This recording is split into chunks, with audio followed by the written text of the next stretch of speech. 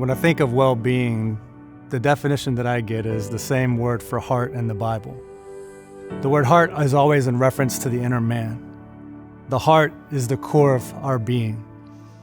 The Bible talks about setting high standards to keep our hearts pure. Proverbs 4, verse 24 says, "Above all else, guard your heart, for it is the wellspring of life." The way that I think it would differ, I think maybe one way to look at well-being would be a state of mind versus who I am.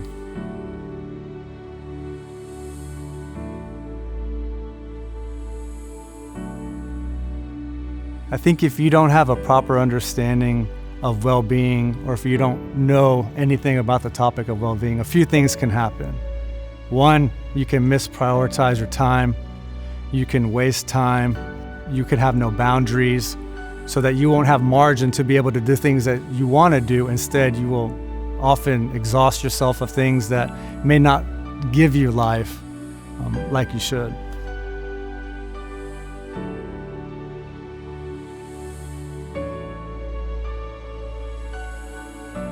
The first step is to find rhythms of rest.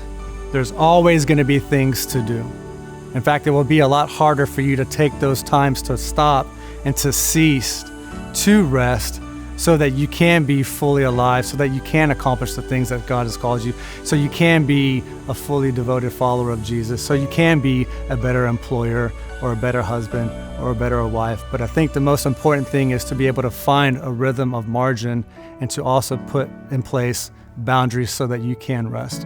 For me personally, I have found it beneficial whenever I'm planning to set small goals so that I can accomplish those and to create momentum. I have used to set goals really big, and when I wouldn't meet those goals, in my mind, I felt like I failed, and it would be a lot harder to accomplish things than it was to do it if I started small. So I feel like starting small, realistic goals builds momentum so then you can add to it.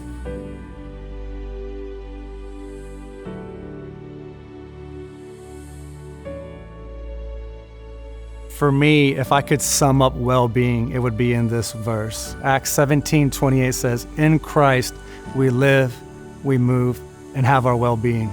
Well, if well-being is the sum of who we are, our will, our emotions, our personality, our desires, Romans 12:2 says, "Do not be conformed to the patterns of the world, but be transformed by the renewal of our mind."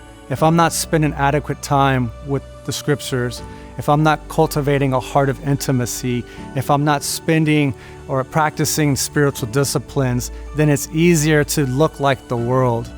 It's easier to have the wrong motives. It's easier to pursue the wrong things. Ultimately, you will have the wrong perspective and pursue the wrong things, and you will never feel satisfied. Maybe you're not in that place where you read the Bible and you fully understand. Welcome to the club. It's a journey. It's not a sprint. And I think the beautiful thing about it is that we don't have to also do it alone. Yes, there are moments when you are reading the Bible by yourself in your house, but there's also a community aspect to it. And so I just want to encourage you, if you're reading and you don't understand, you're not alone. Keep reading, keep asking, keep seeking. God will show you himself. He will reveal himself to you.